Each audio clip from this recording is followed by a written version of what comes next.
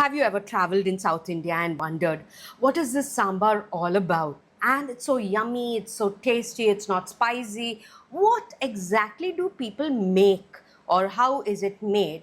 Well, apart from the dal which we use in sambar, in Tamil Nadu, we do have something called the sambar powder, which we add with the dal while boiling it.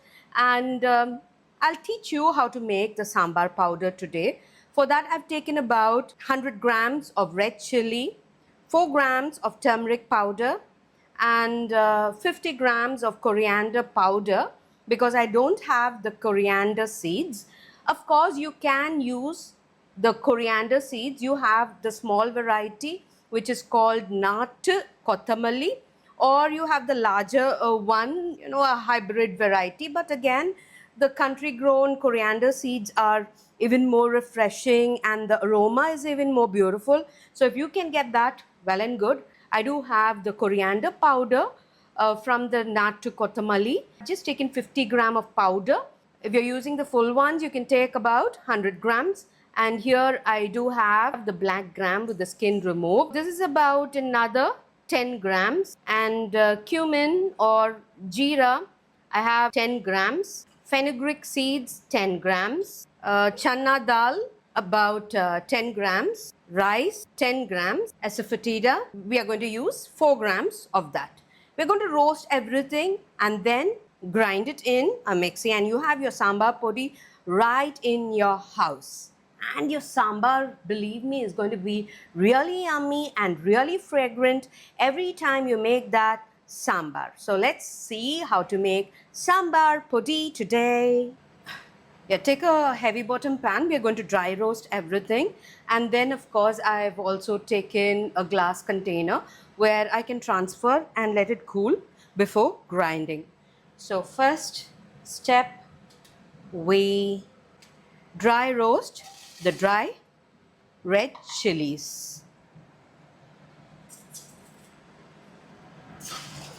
In case you don't have red chilies, you can, just like me, to make the sambar powder, take 100 gram of red chili powder.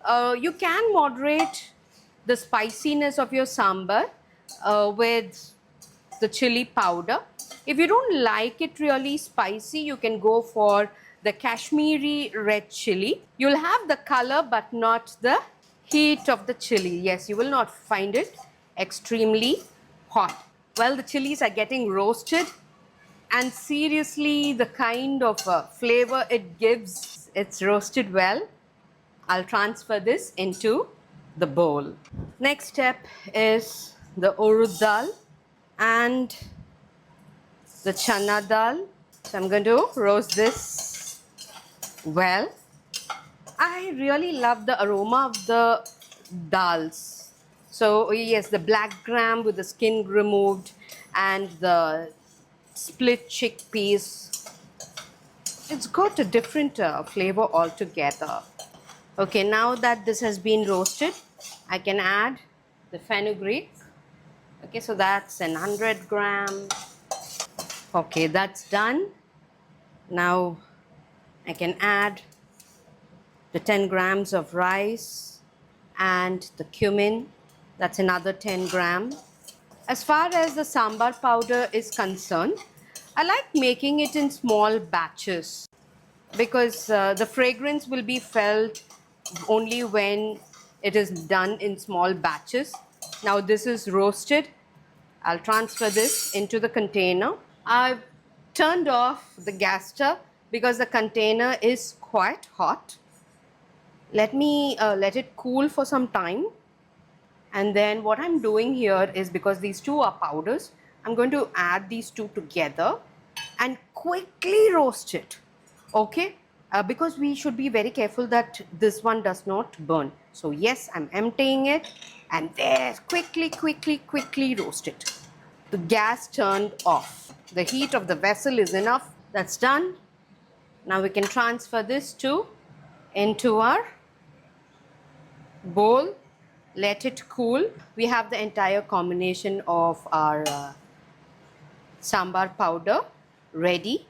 We are going to let this cool and then we are going to fine grind it. Going to make the sambar podi. The roasted ingredients have cooled down. So I'm first taking only the red chilies. We'll grind it. I've taken all the red chilies.